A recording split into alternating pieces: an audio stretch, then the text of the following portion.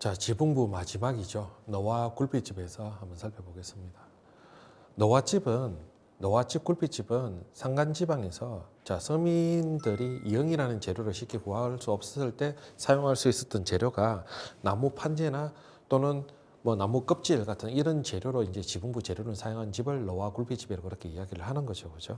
그래서 이런 너와 굴빛집은 실질적으로 이렇게 지붕부에서 나무 판재를 갖고 지붕부를 이렇게 하고 굴빛집은 나무 껍질로 하다 보니까 아무래도 산간지방은 또 강원도 산간지방 추운 지방이다 보니까 보온 능력이 떨어지겠죠. 그래서 내부에 방 상부에는 별도로 방을 보온하기 위한 시설들이 나타나죠. 그죠? 그런 특징들까지 그죠? 파악해야 됩니다.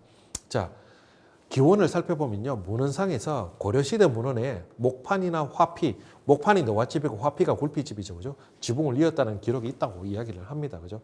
자, 그래서 고려시대부터 이미 함경도 지방을 중심으로 노화집들은 있었을 거라고 보여지고, 물론 그 이전 시기에도 있었겠지만 기록상으로 고려시대부터 보여지고, 동국여지 성남 조선시대에도 그죠.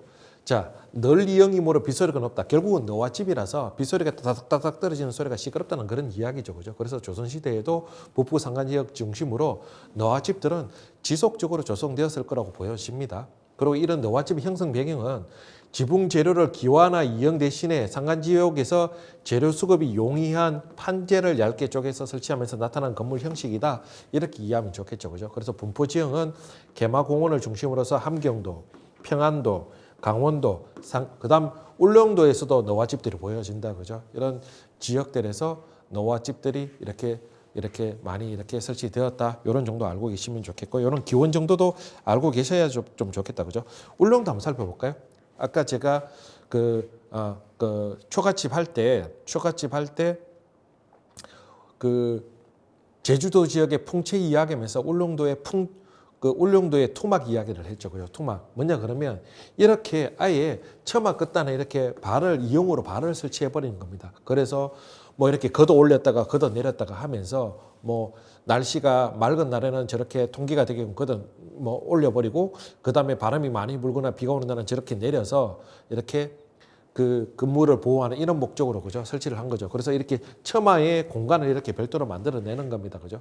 자, 이러고 자, 실은 어떻게 목재를 이렇게 구성하는 집을 뭐라고 그래요? 귀털집이죠. 그죠? 뭐 이런 귀털집도 나타나고 산간지방에도 귀털집 많이 나타나겠죠. 그죠? 그래서 울릉도에도 이렇게 노화집들이 이렇게 나타나더라. 이런 정도까지 알고 계시면 좋겠고요. 노화집 평면 특징. 노화집은 산간지방이다 보니까 자, 이 강원도 산간지방의 겹집 평면 나타난다고 제가 말씀드렸죠. 그 초가집 평면 구성할 때. 그래서 그런 겹집 평면들이 실이 상합으로 중첩되는 그런 겹집 평면들이 나타나더라. 이렇게 알고 계시면 좋겠죠. 이건 굴빛집도 마찬가지고 초가집도 마찬가지입니다. 자, 굴빛집은 재료가 나무 껍질인데 일반 나무 껍질이 아닙니다. 보통 나무는 껍질을 벗겨버리면 나무가 죽죠. 근데 참나무는 껍질이 이중이 되어 있기 때문에 한 20년생 이상 되는 참나무는 외피 껍질을 벗겨내면 내부에 있기 때문에 그게 또 한 2, 3년 지나고 나면 다시 껍질이 올라와요. 또 이 참나무 나무 껍질은 코르크 재료용으로 사용됩니다. 그래서 약간 말라도 말랑말랑하면서 탄력이 있어요. 두께감도 꽤 있고. 그래서 지붕 재료로 사용하기 굉장히 좋습니다. 실질적으로 그죠? 그래서 이 참나무 껍질을 이용해서 너와집, 지붕을 재료하는 이런 굴빛집. 너와집과 굴빛집의 지붕의 모습을 보면요. 굴빛집은 뭔가 이렇게 나무를 많이 눌러놨죠. 너와집은 물론 저런 그 누름목 또는 너실에 그렇게 이야기하는데요.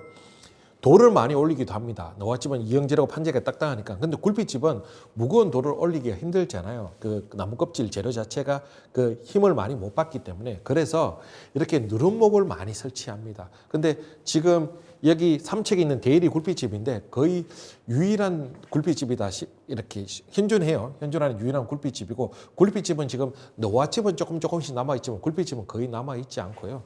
또 지금은 나무 껍질 채취가 일반적으로 쉽지 않죠. 그러니까 굴빛 채취하기도 어려워요. 그죠? 이런 부분들도 있고. 그래서 현존하는 굴빛집은 거의 없다. 이런 정도도 알고 계시면 좋겠고요. 그 다음에 너와 굴빛집의 구조. 평면 구조부터 간단하게 살펴보면 이미 말씀드린 것처럼 요거는 이제 굴빛 채취하는 모습이다. 그죠? 이렇게 외부에 이제 껍질을 이렇게 채취하면 여기 보면 이렇게 휘어져 있는 거 보이시죠? 우리가 보통 나무 껍질은 마르면 꺾여져 버리고 부러져 버리잖아요. 근데 이렇게 휘어지는 거는 그렇게 약간 탄력이 있다는 겁니다. 그래서 두께도 굉장히 두꺼워요. 그래서 코르크용 재료로 이렇게 사용되는 재료이기도 하고요.